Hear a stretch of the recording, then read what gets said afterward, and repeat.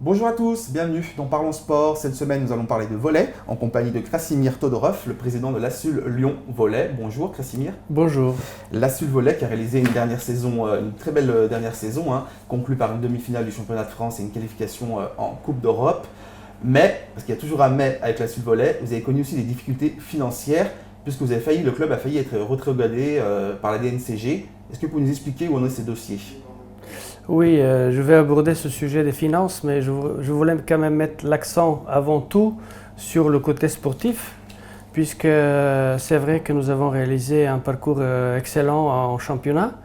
C'est une tendance qu'on a aperçue depuis la deuxième moitié de saison d'avant, la saison 2013-2014, où entre les deux partie de la saison, on était en bas de classement et on a fait un parcours sans faute les matchs retour.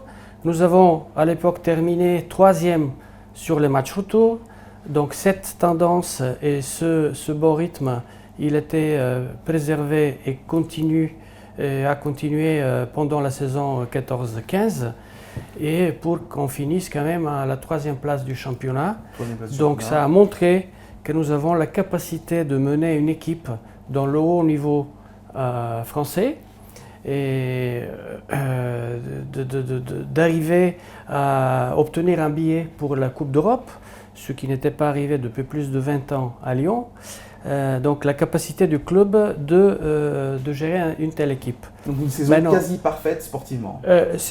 Ça aurait été parfait si on avait gagné le tie-break à Paris, puisqu'on a perdu à 2 points. Contre Paris Volley. On avait mené 13-11 au tie-break et on n'a pas pu conclure le cinquième set pour arriver en finale et se qualifier pour la Ligue des Champions. Donc ça aurait été vraiment l'idéal. Mais bon, il ne faut pas être maximaliste, on va dire. Nous sommes très contents du parcours, les joueurs, le staff, le club, les supporters, puisqu'on était bien suivis. Et maintenant sur la question financière, en fait, on n'était pas rétrogradé, menacé. Le système en volleyball, c'est comme dans les autres clubs, donc il y a un contrôle financier par une institution, la DNCG, et il y a des dossiers qui se présentent en fin de saison. Il y a 2 dossiers en fait. L'estimation du résultat de la saison qui vient de se terminer et un budget prévisionnel. Nous n'avons pas eu de problème les années précédentes puisque nous avons eu une convention triennale avec la ville de Lyon qui à peu près assurait une certaine stabilité. La dernière convention s'est terminée à la fin de la saison passée. Ça c'est le premier point. Deuxième point, avec la mise en place de la métropole, donc les services de sport se sont mis en place, mais un petit peu plus lentement qu'on aurait voulu. Et la politique sportive de la métropole n'était pas éclaircie au moment où il fallait présenter le dossier. Donc à la première instance, j'ai dit qu'on ne va pas présenter un dossier, on va attendre de réunir tous les éléments pour qu'on puisse présenter un dossier fiable et obtenir l'agrément. Donc ce qui a été fait. En fait, maintenant... Il manquait quoi? Il manquait 200 000 euros à peu près, c'est ça? 200 000 euros, ça c'est pour boucler le budget de la saison passée. Et donc l'engagement de la métropole, une partie qui est venue très tard par rapport à la saison passée. Et un sponsor qui a confirmé son engagement au mois de juin aussi. Donc là, c'est chose faite, tout est réglé. J'étais à l'audition à la DNCG à Paris. J'ai présenté l'estimation de résultats qui est équilibrée de la saison passée et un budget prévisionnel initial qui est aussi équilibré sous certaines interrogations. Le budget à peu près 1,2 million. 1,2 million. C'est un budget plutôt raisonnable pour le volley, pour évoluer en Ligue 1. Ça c'est bas. Ça c'est très bas. C'est très bas. On est vraiment au plancher. Donc c'est un peu finalement toujours pareil. C'est sauf qui peut quelque part. C'est-à-dire que le club sportivement obtient des résultats. Vous essayez depuis de nombreuses années de structurer votre club, les infrastructures, etc. Oui, c'est ça. Et malheureusement, finalement, le nerf de la guerre, c'est de l'argent et vous avez du mal à trouver chaque année davantage de revenus, c'est ça? Ça c'est clair. Bon, il faut avoir le soutien des collectivités. Ça, c'est incontournable. Et vous l'avez à Lyon, c'est bon? Nous avons, avec la ville de Lyon, la métropole, on a mis en place quand même, avec la métropole, on peut dire on va négocier. Vous allez négocier. On va négocier parce que je pense que l'image de notre club et de notre équipe a une valeur un petit peu supérieure à ce qu'on avait pu imaginer à la métropole, mais c'est à moi de convaincre après. Hein. Et la région Rhône-Alpes aussi aide un petit peu notre centre de formation, mais là c'est un petit peu plus compliqué parce qu'il y aura des élections et on verra avec la nouvelle équipe après. Mais bon, je peux conclure que les collectivités nous suivent.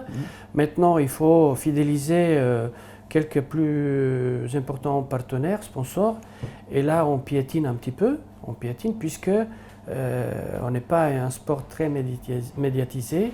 Ça, vous le regrettez souvent, hein. Vous le regrettez souvent. Je le regrette souvent. Des fois, vous ne comprenez pas. Je vous ai croisé, je me permets de vous couper, parce que je vous ai croisé il y a 1 an ou 2 dans les salons de l'hôtel de ville, et vous m'avez dit « J'en ai marre, je ne comprends pas pourquoi le volley à Lyon n'attire pas plus davantage de médias. C'est ma faute, c'est moi qui gêne. Quel est le problème en fait? Ça vous agace, hein, Il y a 2 aspects. Il y a l'aspect national. Donc l'aspect national, le volleyball, bon, on sait où il en est. Maintenant, ça va s'améliorer, puisque la Ligue nationale de volley a signé un contrat de 3 ans avec l'équipe 21, la chaîne, qui est sur la TNT, donc ça, il aura un petit peu plus de visibilité.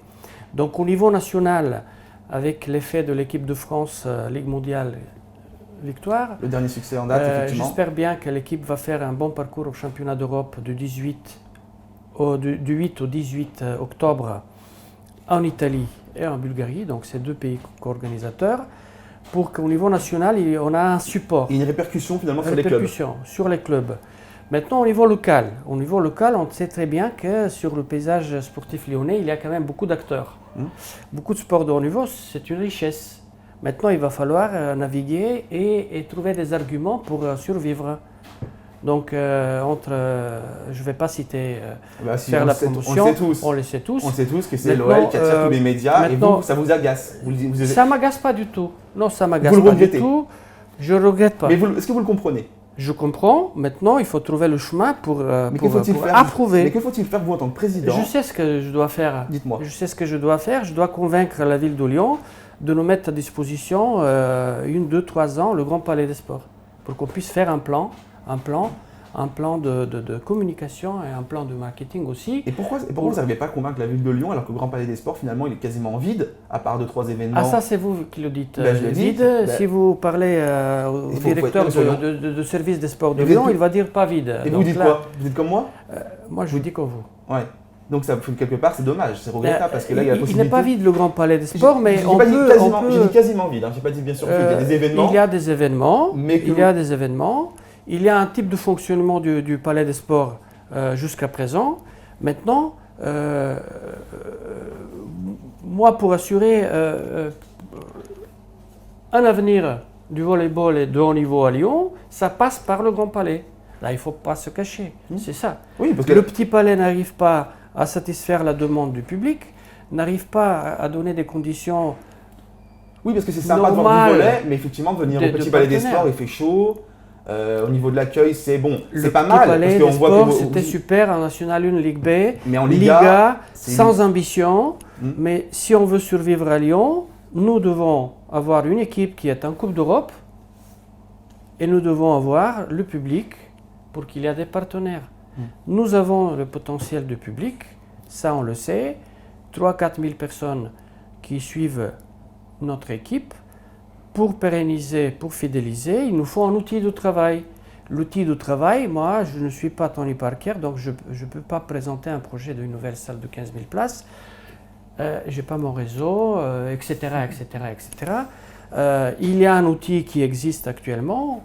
Si on revoit un petit peu l'utilisation, je pense qu'on peut trouver une place dans la nouvelle configuration de Gerland, où il y aura certainement le rugby, où il y aura du basket, évidemment, avec Tony Parker et l'Académie. Il y a pas mal de projets. Vous dites, n'oubliez pas la SUL. Quelque part, vous dites ça aux politiques. C'est ce que je répète chaque fois. Donc là, apparemment, c'est entendu. Maintenant, il faut concrétiser. Concrétiser, ça passe par une décision qui est politique, elle n'est pas économique. C'est une décision politique. Quelle est la stratégie de la SUL au niveau du recrutement? Quels joueurs allez-vous recruter? Quelles sont vos ambitions pour cette Alors, nouvelle la saison? stratégie, nous avons un noyau de joueurs depuis 2 ans, donc on va garder ce noyau. On va un petit peu améliorer le recrutement de jeunes, et on va donner un petit peu plus de place. Donc c'est une recette qu'on a connue à côté de chez nous, et que normalement elle doit marcher, elle doit marcher, hein, parce que... Ça veut dire que le futur, entre guillemets, Alexandre Lacazette, il a été formé à la Sul-Volley et va pouvoir jouer en Liga, exploser en Liga en disant j'ai été formé à la Sul. Je veux dire aussi que l'équipe de France qui a gagné la Ligue mondiale, dans le collectif, il y en a 2 joueurs, dont un qui est majeur, Antonin Rousier, oui, le pointu, qui est issu de la formation lyonnaise. Donc il a fait ses pas ici, etc. Mais puisqu'à Lyon, il n'y avait pas de structure à l'époque qui puisse le retenir. Il n'est pas resté jouer au club de sa ville. Maintenant, nous avons un joueur, Quentin Geoffroy, qui a été sélectionné en équipe de France Prime, qui a fait les Jeux de Bakou.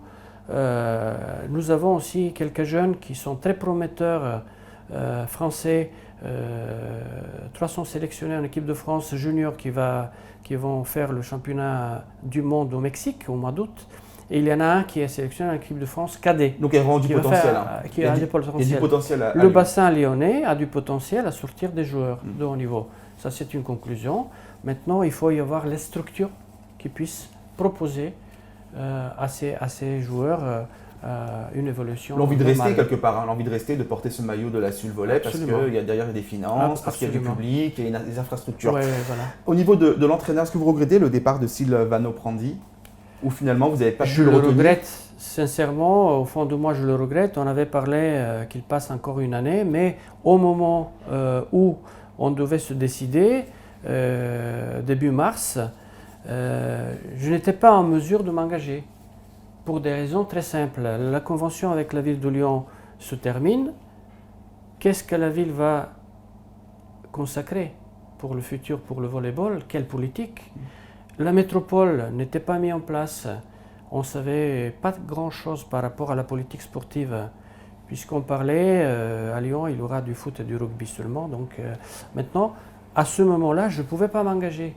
Et vis-à-vis à la personne que je respecte énormément, et son âge, il avait des propositions, donc je lui ai dit, écoute, fais ton choix, mais si tu ne prends pas d'engagement, moi je veux que tu restes, mais maintenant je ne peux pas m'engager. Je ne peux pas m'engager vis-à-vis à la conjoncture actuelle, financière, dans l'avenir. Krasimir Todorov, on arrive presque dans la fin de cette émission, c'est le temps additionnel. Voici quelques questions décalées. Quel est votre sportif préféré? Federer. Votre chanteur préféré? Mon chanteur préféré... C'est une question délicate, hein, difficile. Ou chanteuse, hein, d'ailleurs. Ouais. Peut-être ça fera pas plaisir à votre femme, mais bon. Un petit peu plus compliqué comme question. Oui. Joker? J'en ai plusieurs... Allez, c'est un petit joker, vous ne répondez pas, c'est pas grave. Ouais. Votre plat préféré? Un steak frites. Steak frites, classique, mais toujours bon choix. Votre juron favori? Est-ce que vous dites souvent des insultes, Krasimir? Non, jamais. Jamais? Non. Votre endroit préféré à Lyon? Endroit préféré à Lyon? Les Monts d'Or, Limonest, Saint-Didier.